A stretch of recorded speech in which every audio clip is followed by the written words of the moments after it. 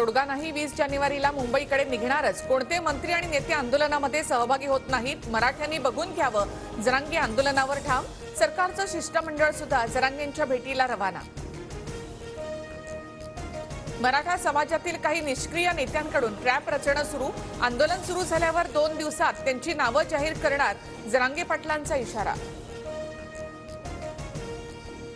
शिबिर भरवा. कुणबी नोंदी सापडलेल्या 54 लाख मराठ्यांना तात्काळ दाखले द्या. राज्याच्या मुख्य सचिवांचे सर्व जिल्हाधिकाऱ्यांना आदेश. एसीबी कडून ठाकरे गटाचे आमदार राजन साळवींच्या घरी झाडाझडती. 3.5 कोटींपेक्षा जास्त बेनामी संपत्ती जमवल्याच्या आरोपामध्ये गुन्हा दाखल. साळवी अटकपूर्व जामिनासाठी अर्ज करणार नाही अशी माहिती. उद्धव ठाकरेंकडून राजन साळवींना 2दा फोन. राजन, तुझ्या पाठीशी संपूर्ण महाराष्ट्र. एसीबीच्या छापेमारीनंतर ठाकरेंकडून साळवींची विचारपूस.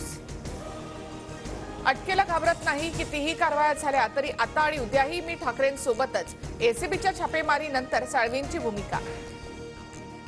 शिंदे गटात येण्यासाठी रवींद्र वायकर आणि राजन साळवी यांच्यावर काही दिवसांपासून दबाव.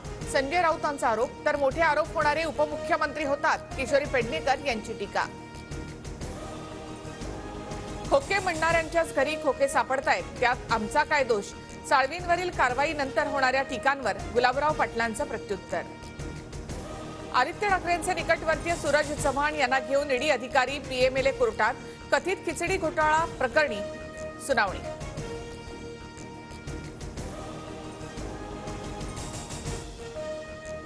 समुद्रातील जहाजावर ड्रोन हल्ला. भारतीय नौदलाकडून तात्काळ मदत. जहाजावरील 22 पैकी 9 जण भारतीय. राम मंदिर लोकार्पणाच्या पार्श्वभूमीवर पंतप्रधान मोदींच्या हस्ते टपाल तिकिटाचं अनावरण. जगभरातील प्रभू श्रीरामाबाबत जारी तिकिटांच्या पुस्तकाचंही प्रकाशन.